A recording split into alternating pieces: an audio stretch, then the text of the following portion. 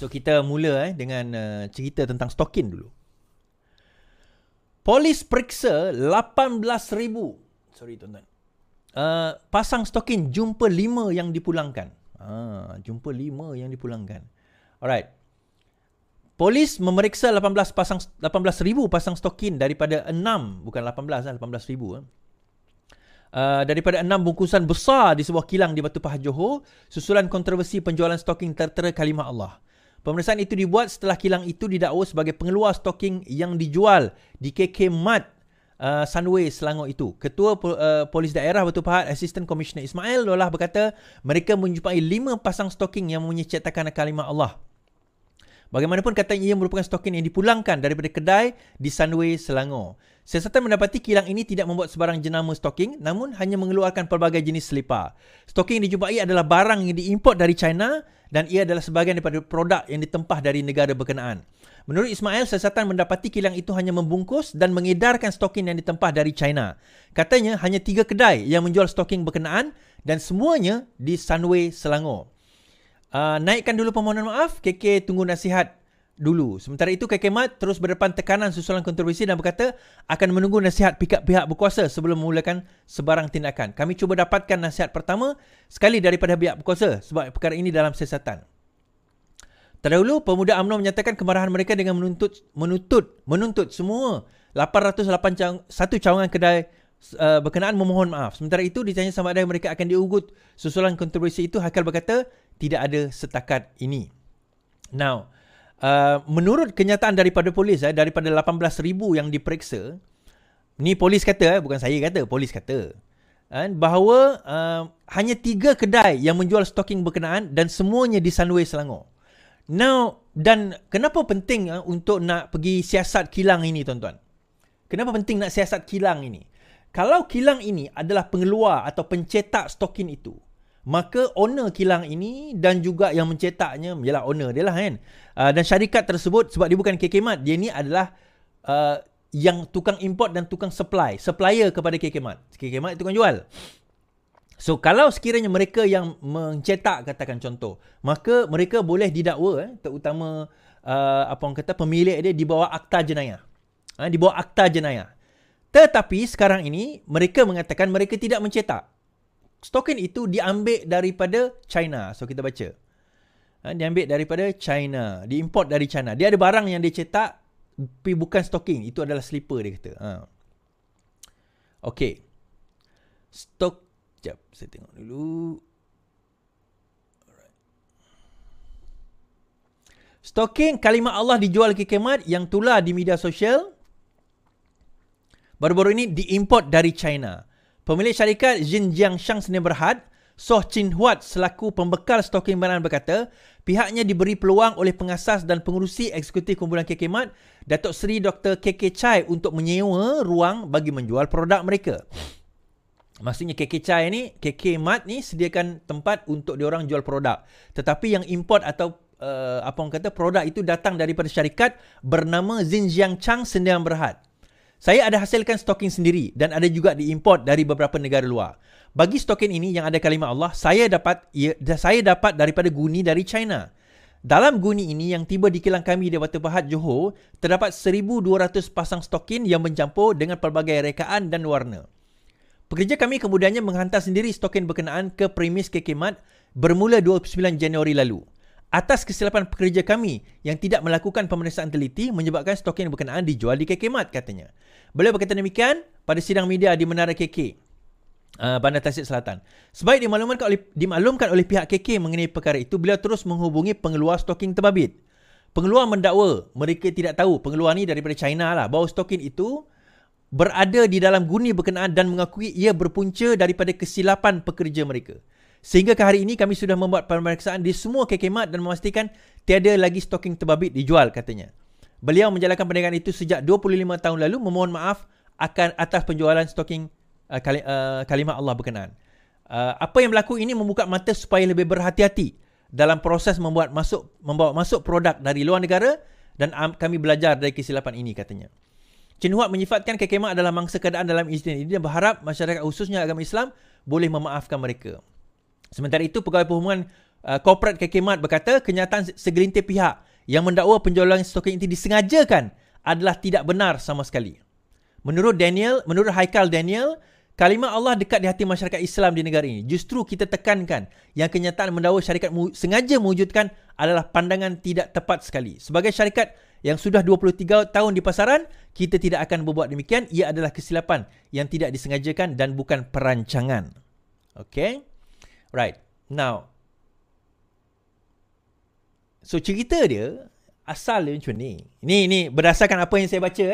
Betul tak betul jangan tembak saya. Saya komen berdasarkan apa yang saya baca tadi. Apa yang berlaku, ada sebuah syarikat pengeluar ataupun pembekal kepada KK Mart. KK Mart ni bukan semua barang dia beli. Produk KK Mart tu bukan semua produk KK Mart hasilkan. Of course dia ada supplier dia, dan salah satu supplier untuk stokin adalah syarikat yang saya sebutkan tadi. So syarikat itu mengatakan bahawa dia memang ada jenama sendiri dan ada stokin yang diimport daripada China. So ada satu bundle stokin tu 1,200 di dalam itu, saya rasa stokin yang sama. Maksudnya brand yang sama tapi 1,200. So mungkin dia periksa itu secara rambang sajalah, dia tengok oh sama, okey. Mungkin kat bawah-bawah ini saya assume kat bawah-bawah tu ada yang stokin kalimah Allah tu, maka dihantar ke kedai-kedai KK Mart. Sebab hanya 3 kedai yang ada stokin tersebut yang ada kalimah Allah, dan ketiga-tiga kedai itu berada di Sunway, di Sunway, kedai di area Sunway. Now, disebabkan itu bila dihubungi Mencon dia, maka Mencon mengatakan bahawa dia orang mungkin tersilap masa packing. Okay, now China ada print kalimah Allah punya stokinis. Itu cerita China lah. Kita tak boleh nak kata apa, itu negara dia. Nak marah China. Baik. Nah, dalam pada itu bila dia dapat, ini anggapan saya, dalam satu bundle 1,200 tu ada tersilap yang dia masukkan, akhirnya dihantar. Baik. Now, adakah ni, saya bukan nak membela sesiapa ni tuan-tuan, tapi kita kena tengok secara objektif.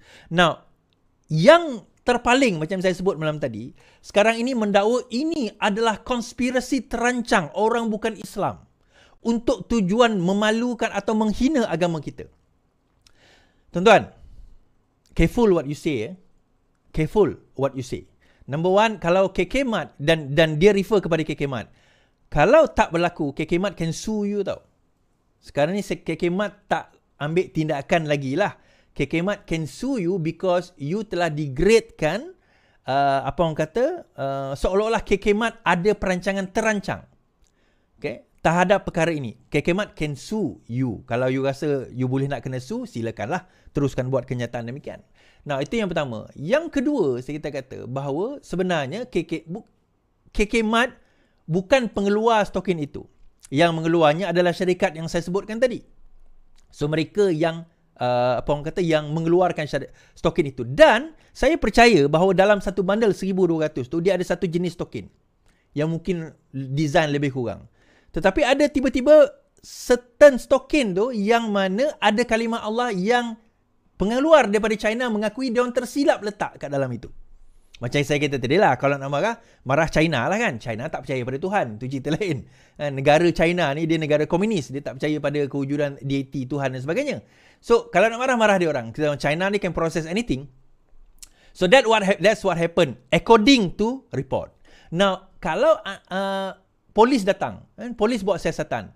Siasatan yang polis akan buat, ada yang kata kenapa tak ditangkap dalam isu 3R. 3R ini kalau dia ada intention untuk melakukan jenayah tersebut, maka dia boleh ditangkap kepada 3R. Dia kata kalau orang kita menyebarkan perkara-perkara yang melibatkan agama, cepat je kena tangkap.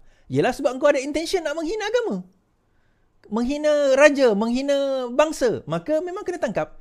Tetapi orang yang tak ada intention, tak disengajakan, berkemungkinan dia boleh didenda. Didenda, I don't know, mungkin oleh KPDN disebabkan kecuaian dan sebagainya. Tetapi jenayah itu tak ada. Jenayah dia tuan-tuan, dia mesti ada dua unsur. Satu niat, kedua perbuatan. Dipanggil mens rea dengan actus reus. Perbuatan dan mesti ada niat. Walaupun perbuatan itu ada, niat itu tak ada, tak boleh. Kita tak boleh sabitkan dia kepada jenayah.